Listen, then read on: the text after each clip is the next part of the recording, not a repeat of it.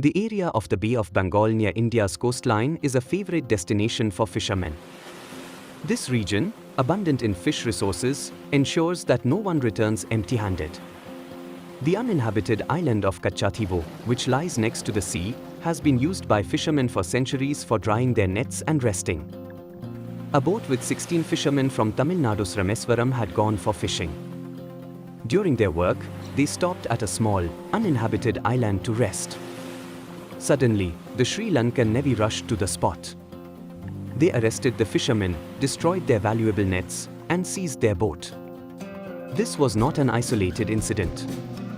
Between 2020 and 2023, the Sri Lankan Navy arrested 83 boats and 619 fishermen. It is common in every country to arrest those who cross maritime borders. However, this island and the surrounding sea have a completely different history to tell, a history of a decision made by our rulers in the past. It is a warning that may cost us dearly in the future. It is well known that Sri Lanka was once part of ancient India. The island of Kachatheevu is located in the Palk Strait, which separates present-day India and Sri Lanka. Specifically, it is located 33 kilometers from Rameswaram in Tamil Nadu and 62 kilometers from Jaffna in Sri Lanka. This island, covering an area of 163 acres, has never been inhabited due to the scarcity of fresh water. Despite this, fishermen from both countries have used the island for rest and drying their nets. Research suggests that the island was formed after a volcanic eruption in the 14th century. The only human-made structure on Katchatheevu is St. Anthony's Church, built in the 20th century. The dispute over the ownership of this island has continued between the two countries. In the medieval period, the island belonged to the Jaffna Kingdom of Sri Lanka. Later, in the 17th century, the island came under the control of the Ramnath Kingdom of Rameswaram. During British rule, the island was considered part of the Madras Presidency.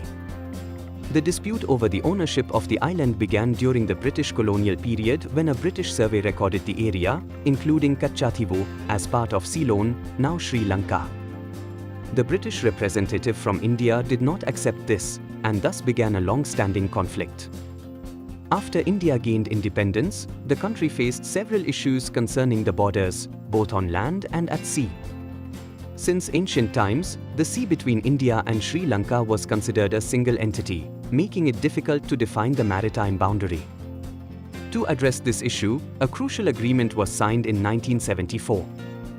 The agreement aimed to demarcate the boundary from the Palk Strait to Ram Setu and resolve the disputes in the Gulf of Mannar and the Bay of Bengal.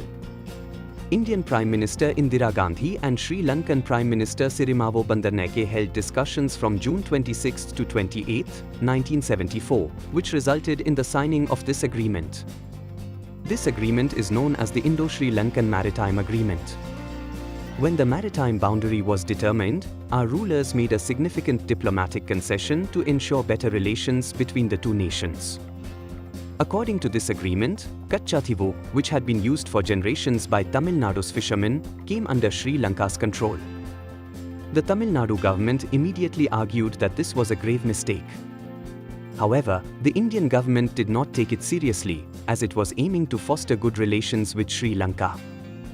At the time, the then Foreign Minister, Swarn Singh, mentioned that although the island was given to Sri Lanka, Indian fishermen were still granted rights to continue fishing in and around Katchatheevu, along with their traditional activities.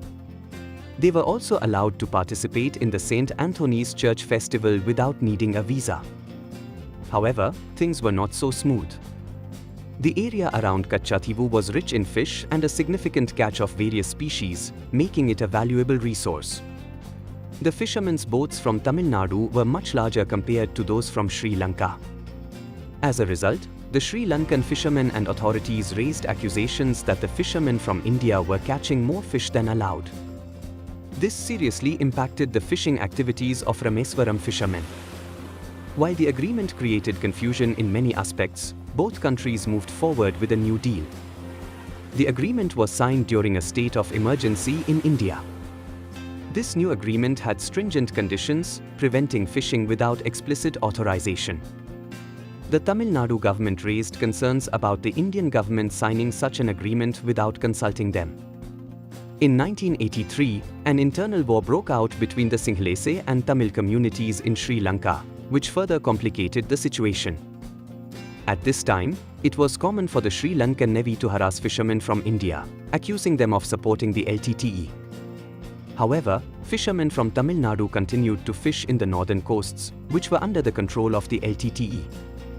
By 1999, the power of the LTTE had weakened, and the civil war in Sri Lanka ended.